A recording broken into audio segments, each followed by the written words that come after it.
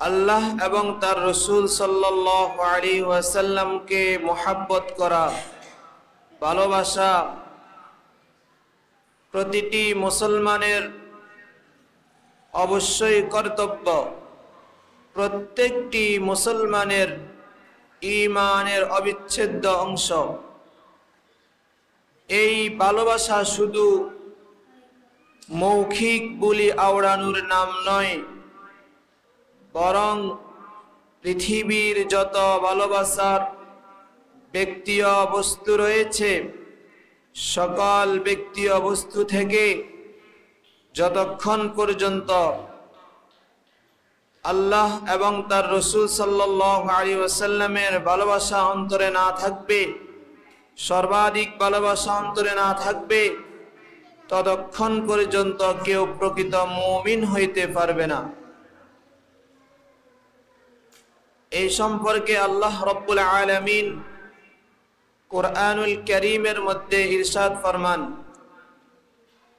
কুল in কানা আবাউকুম ওয়া আবনাউকুম ওয়া ইখওয়ানুকুম ওয়া আজওয়াজুকুম ওয়া আশীরাতুকুম ওয়া আমওয়ালুন ইqtaraftumuha ওয়া তিজারাতুন তাখশাউনা কাসাদাহা ومساكن ترضونها أحب إليكم من الله ورسوله وجهاد في سبيله فتربصوا حتى يأتي الله بأمره والله لا يهدي القوم الفاسقين। আল্লাহ পাক রব্বুল আলামিন বলেন, তার হাবিব মুহাম্মদ সাল্লাল্লাহু আলাইহি ওয়াসাল্লামকে সম্বোধন করে বলেন, কুল, হে নবী, আপনি আপনার উম্মতদেরকে জানিয়ে দেন, ইন কানা আবাউকুম, যদি তোমাদের পিতাগণ, ও আবনাউকুম, তোমাদের সন্তান সন্ততি, ওয়া ইখওয়ানুকুম, তোমাদের ভাই বোন, ওয়া আজওয়াজুকুম, তোমাদের স্ত্রীগণ, ওয়া আশীরাতুকুম, এবং তোমাদের সমষ্টিয় লোকজনগণ। এভাবে আমওয়ালুন ইqtaraftumuha তিজারাতুন তাখশাউনা কাসাদাহা, তোমাদের অর্জিত সম্পদ, তোমাদের ব্যবসা বাণিজ্য যা মন্দা পড়ার তোমরা আশঙ্কা করো, এবং তোমাদের বাসস্থান যা নিয়ে তোমরা তুষ্ট থাকো,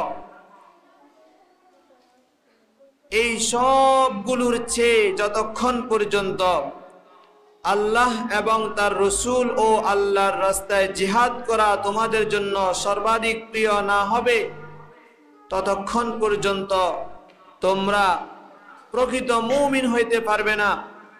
তোমরা আল্লাহ তাআলার আযাবের অপেক্ষা করতে থাকো, হাত্তা ইয়াতারাব্বাসু, আল্লাহ তাআলা তোমাদেরকে পাকড়াও করবে, আযাবের অপেক্ষা করতে থাকো। আর যাদের অন্তরে দুনিয়ার মহাব্বত সর্বাধিক থাকবে, আল্লাহ, আল্লাহর রসুল ও আল্লাহর রাস্তায় জিহাদ করা তাদের পছন্দনীয় হবে না। তাদেরকে বলতেছেন, ওয়াল্লাহু লা ইয়াহদিল কওমাল ফাসিকিন, আল্লাহ তাআলা ফাসিক সম্প্রদায়কে হেদায়েত দান করেন না।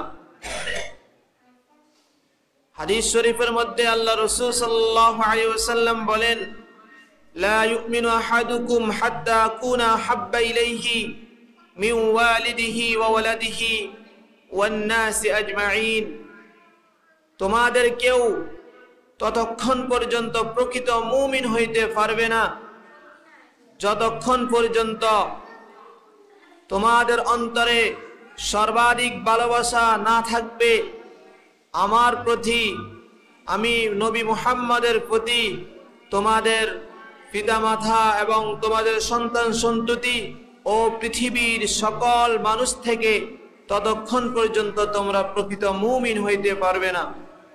উক্ত আয়াতে কারিমা এবং হাদিস শরীফ থেকে এই কথা স্পষ্ট বোঝা যায়, পৃথিবীর যত ব্যক্তি ও বস্তু আছে সবগুলো থেকে যতক্ষণ পর্যন্ত আল্লাহ ও তার রসুলের ভালোবাসা অন্তরে বেশি না থাকবে, কেউ প্রকৃত মুমিন বলে দাবি করতে পারবে না। সাহাবায়ে কেরাম রাদিয়াল্লাহু তাআলা আলাইহিম আজমাইন আল্লাহ রসুল সাল্লাল্লাহু আলাইহি ওয়াসাল্লামকে তাদের জীবনের চেয়ে বেশি ভালোবাসেছেন, তাদের ধন সম্পদের চেয়ে বেশি ভালোবেসেছেন।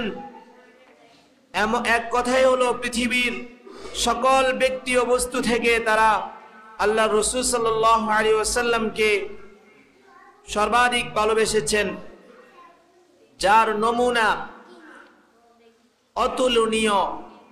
ইতিহাস সাক্ষী, হুদাইবিয়ার সন্ধির সময় পৌত্তলিকদের পক্ষ থেকে মক্কায় দূত হিসেবে এসেছিল উরওয়া ইবনে মাসউদ সাকাফি। সে আল্লাহ রসুলের দরবারে এসে রসুলের দরবারের যে অবস্থা দেখেছে, সাহাবাই কেরামের অন্তরে রসুলের প্রতি যে ভালোবাসার নমুনা দেখেছে, সে কুরাইশদের কাছে গিয়ে এভাবে বর্ণনা করেছে। সে কুরাইশদেরকে সম্বোধন করে ডেকে ডেকে বলে, হে কুরাইশ ভাই সকল, আমি দুনিয়ার অনেক রাজা বাদশাদের দরবারে গিয়েছি, রোম সম্রাট, আবিসিনিয়া, পারস্য সম্রাটের দরবারে গিয়েছি, পৃথিবীর বড় বড় রাজা বাদশাদের দরবারে গিয়েছি, কিন্তু মুহাম্মাদের দরবারের যে অবস্থা দেখেছি তা আমি আর কোথাও দেখিনি। মুহাম্মদ থুতু ফেললে তার সাথীরা, মুহাম্মাদের ভক্তরা ওই থুতুকে হাত পেতে নিয়ে তাদের মুখমণ্ডল ও পুরা শরীরে মেখে নেয়।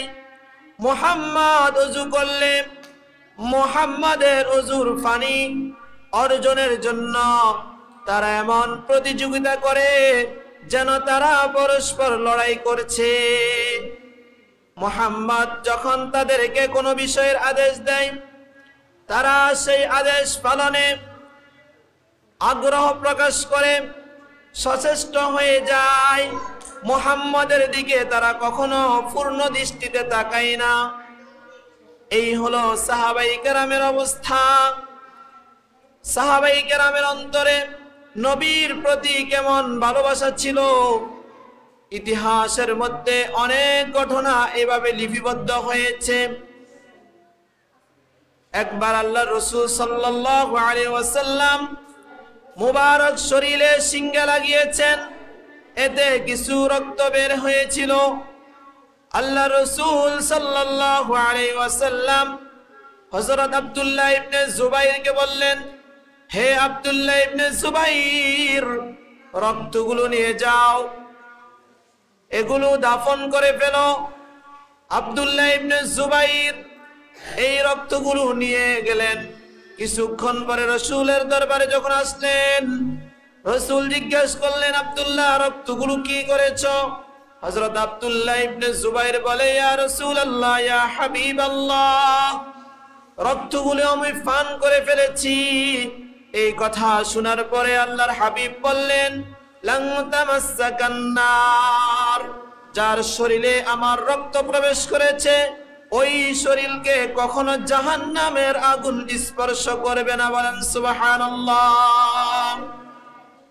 উহুদের যুদ্ধের সময় মুসলমানদের উপর কাফের মুশরিকরা অতর্কিত আক্রমণ করেছে। আক্রমণের ফলে আল্লাহর রসুলের চেহারা মুবারকের মধ্যে থাকা দুইটি শিরস্থানের করা তার চেহারা মুবারকের মধ্যে ঢুকে গেল। এই অবস্থা দেখার পরে হযরত আবু বকর রাদিয়াল্লাহু আনহু ও হযরত আবু উবাইদা ইবনুল জাররাহ রাদিয়াল্লাহু আনহু, দুই সাহাবী দেখতে পেলেন। হযরত আবু বকর রাদিয়াল্লাহু আনহু সামনে অগ্রসর হলেন। তাকে দেখার পরে আবু উবাইদা ইবনুল জাররাহ বললেন, হে আবু বকর, আজকের জন্য এই সৌভাগ্য আমাকে অর্জন করতে দিন। আমি গিয়ে রসুলের চেহারা মুবারকের শিরস্থানের কড়াগুলো খুলে নিব। দৌড়ে গিয়ে আল্লাহর রসুলের চেহারা মোবারক থেকে শিরস্থানের ওই করা খোলার জন্য দাঁত দিয়ে টান দিলেন। টান দেওয়া মাত্র হযরত আবু উবাইদা ইবনুল জাররার একটি দাঁত পড়ে গেল, সেই দিকে ভ্রুক্ষেপ করলেন না। আবারও আবু উবাইদা ইবনুল জাররার রাদিয়াল্লাহু আনহু দাঁত দিয়ে টেনে আল্লাহর রসুলের চেহারা মুবারক থেকে শিরস্থানের কড়া টান দিলেন। এভাবে তার আরো একটি দাঁত পড়ে গেল, সেদিকে তিনি ভ্রুক্ষেপ করলেন না। দেখেন সাহাবায়ে কেরাম আল্লাহর রসুল সাল্লাল্লাহু আলাইহি ওয়াসাল্লামকে তাদের জীবনের চেয়ে বেশি ভালোবেসেছেন। হযরত আবু দাজানা রাদিয়াল্লাহু আনহু যুদ্ধের ময়দানে যখন রসুলের দিকে তীর নিক্ষেপ হচ্ছিল, রসুলের দিকে মুখ করে তার পিঠটা দিয়ে দিলেন। কাফেরদের আক্রমণে তার পিঠ ঝাঁঝরা হয়ে গেছে। দেখা গেল তার শরীরের মধ্যে 70 থেকে 80টি তীর তরবারির আঘাত পাওয়া গেল। ওই সময়ও আল্লাহর রসুলের দিকে পিঠ দিয়ে দাঁড়ান নাই। কেন? রসুলের সাথে বেয়াদবি হবে, এই জন্য রসুলের দিকে সাহাবায়ে কেরাম মুখ করে তাকিয়েছেন, দাঁড়িয়েছেন, যাতে রসুলের সাথে বেয়াদবি না হয়। এভাবে রসুলের মুহাব্বত সাহাবায়ে কেরামের অন্তরে কেমন ছিল। উহুদের যুদ্ধের সময় ইবলিস শয়তান যখন এই গুজব রটিয়ে দিল যে মুহাম্মদ সাল্লাল্লাহু আলাইহি ওয়াসাল্লাম ইন্তেকাল করেছে, এই সংবাদ যখন মদিনায় প্রচারিত হলো, মদিনার মানুষরা তখন তাদের ঘর থেকে বেরিয়ে পড়লেন, উহুদের প্রান্তের দিকে দৌড়ানো শুরু করলেন। এক আনসারী সাহাবী, মহিলা সাহাবী, তিনি পথিমধ্যে যার সাথে দেখা হয় তাকে জিজ্ঞেস করে আল্লাহর রসুলের কি অবস্থা। তখন এক লোক বলে, তোমার পিতা শাহাদাত বরণ করেছে। তিনি বললেন ইন্না লিল্লাহ। আবার জিজ্ঞেস করলেন, বলো আল্লাহর রসুলের কি অবস্থা। বলা হলো তোমার স্বামী শাহাদাত বরণ করেছেন। তিনি বললেন ইন্না লিল্লাহ। এরপর আবার জিজ্ঞেস করলেন, বলো আল্লাহর রসুলের কি অবস্থা। বলা হলো তোমার ভাই শাহাদাত বরণ করেছে। তিনি বললেন ইন্না লিল্লাহ। তোমাকে তো এই কথা জিজ্ঞেস করিনি, তোমাকে জিজ্ঞেস করেছি আল্লাহর হাবিবের কি অবস্থা। তখন ওই লোক বলল, আল্লাহর রসুল ভালো আছেন। আল্লাহর রসুল উহুদের প্রান্ত থেকে মদিনার দিকে আসতেছেন, ইশারা করে দেখালেন। যখন ওই আনসারী মহিলা আল্লাহর রসুল সাল্লাল্লাহু আলাইহি ওয়াসাল্লামকে দূর থেকে একটু দেখলেন, তার অন্তরটা শান্ত হলো। তখন ওই মহিলা বলে উঠল, কুল্লু মুসিবাতিন বাদাকা জালালু। ওগো আল্লাহর হাবিব, আপনার দর্শন লাভ করার পরে, আপনি বেঁচে থাকার পর পৃথিবীর যে মানুষ বেঁচে থাকুক, যে মরে যাক, কোনো আমার কিছু আসে যায় না। আপনি বেঁচে থাকেন, এটাই আমার কামনা। আর পৃথিবীর যে কেউ মরেছে বেঁচেছে, সেটা তাতে আমার কোনো পরোয়া নেই। এই ছিল সাহাবায়ে কেরামের অন্তরে আল্লাহর রসুলের ভালোবাসা। তারা শুধু আল্লাহর রসুলকে মৌখিকভাবে ভালোবাসতেন এমন নয়, বরং আল্লাহর রসুল সাল্লাল্লাহু আলাইহি ওয়াসাল্লামকে তাদের জানের চেয়ে, মালের চেয়ে, সময়ের চেয়ে বেশি মহাব্বত করতেন। শুধু মহাব্বত করতেন এমন নয়, বরং আল্লাহর রসুলের আদর্শকে, রসুলের সুন্নাহকে তারা তাদের জীবনে আমলের মাধ্যমে বাস্তবায়ন করেছেন। যার নমুনা হযরত হুযাইফা ইবনে ইয়ামান রাদিয়াল্লাহু আনহু যখন মুসলমানরা পারস্য আক্রমণ করলেন, তখন পারস্য সম্রাট কিসরার পক্ষ থেকে মুসলমানদেরকে আমন্ত্রণ জানানো হলো। মুসলমানদের একটি প্রতিনিধি দল আলোচনার জন্য তাদের মজলিসে গেলেন। বসার পরে তাদের আপ্যায়নের ব্যবস্থা করলেন। সাহাবায়ে কেরামের সামনে খাবার পরিবেশন করা হলো। খাবার খাচ্ছে, এমন সময়ের মধ্যে সাহাবায়ে কেরামের মধ্য থেকে হযরত হুযাইফা ইবনে ইয়ামান রাদিয়াল্লাহু আনহুর হাত থেকে খাবার একটি অংশ লোকমা পড়ে গেল।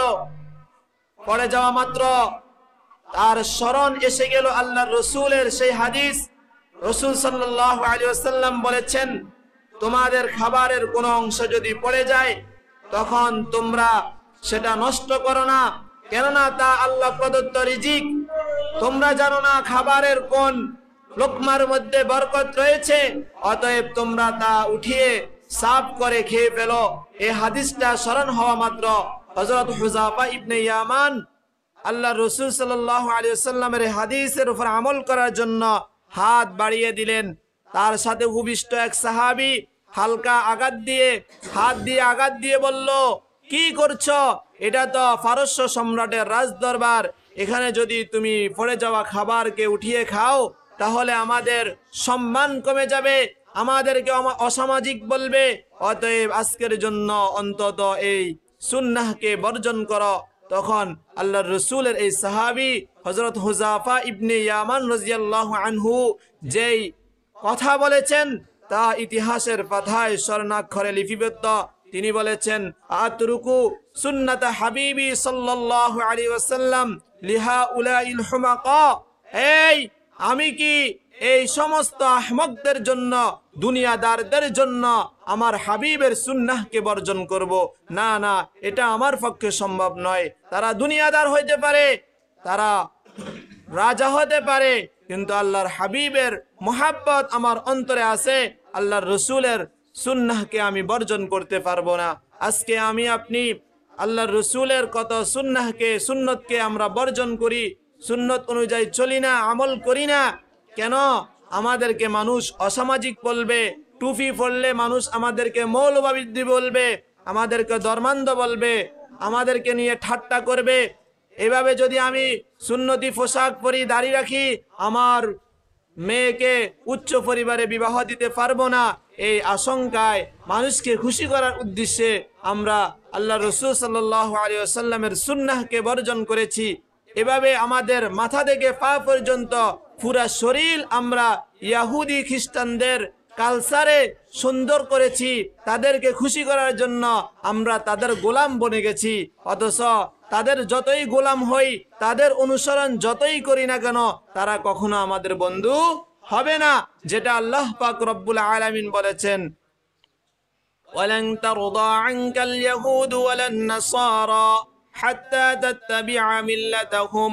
আল্লাহ পাক রব্বুল আলামিন বলেন, ইহুদি খ্রিস্টানরা কখনো তোমাদের প্রতি সন্তুষ্ট হবে না যতক্ষণ না তোমরা তাদের ধর্ম অনুসরণ করো। তোমরা তাদের ধর্মে যতক্ষণ না দীক্ষিত হবে ততক্ষণ পর্যন্ত ইহুদি খ্রিস্টানরা তোমাদের প্রতি সন্তুষ্ট হবে না। এই জন্য যুবক ভাইয়েরা, তোমরা আজকে কাদের নেশায়, কাদেরকে খুশি করার জন্য আল্লাহকে ভুলে যাচ্ছ, আল্লাহর হাবিবকে ভুলে যাচ্ছ। তোমরা তোমাদের মন মতো চলতেছ, নামাজ রোজার তোয়াক্কা করছো না। কেন করতেছো না? একদিন তো তোমাকে আমাকে এই অন্ধকার কবরে যেতে হবে। অন্ধকার কবরে গেলে যদি রসুলের মোহাব্বত, রসুলের সুন্নাহ অনুযায়ী জীবন না গড়ো, তাহলে রসুলকে চিনতে পারবে না। কবরে গেলে তোমাকে আমাকে প্রশ্ন করা হবে, মান হাদার রজুল আল্লাযী বুইসা ইলাইকুম, এই লোকটি কে যাকে তোমাদের কাছে প্রেরণ করা হয়েছিল। তখন যারা রসুলকে ভালোবাসতো না, রসুলের বিরুদ্ধে কথা বলতো, যারা দাড়ি টুপির বিরুদ্ধে কথা বলতো, তারা রসুলকে চিনতে পারবে না। তাদের মাঝে, রসুলের মাঝে একটা পর্দা দিয়ে দেওয়া হবে। তখন তারা অন্ধ হয়ে যাবে, কিছু দেখবে না, বলতে পারবে না, বলবে হা হা লা আদরি, আমি তো কিছুই জানি না, কিছুই চিনি না। তখন তাদের অবস্থা কি হবে? তোমার আমার অবস্থা কি হবে? এই জন্য এই হায়াতের অল্প সময়ের মধ্যে আল্লাহর সাথে, নবীর সাথে সম্পর্ক গড়ে তোলো, তাহলে তোমার আমার জীবন সুন্দর হবে, সার্থক হবে, দুনিয়া এবং আখিরাত সুন্দর হবে। আল্লাহ পাক রব্বুল আলামিন আমাদের সবাইকে কথাগুলো অনুযায়ী আমল করার তৌফিক দান করুন। সবাই বলি আমিন।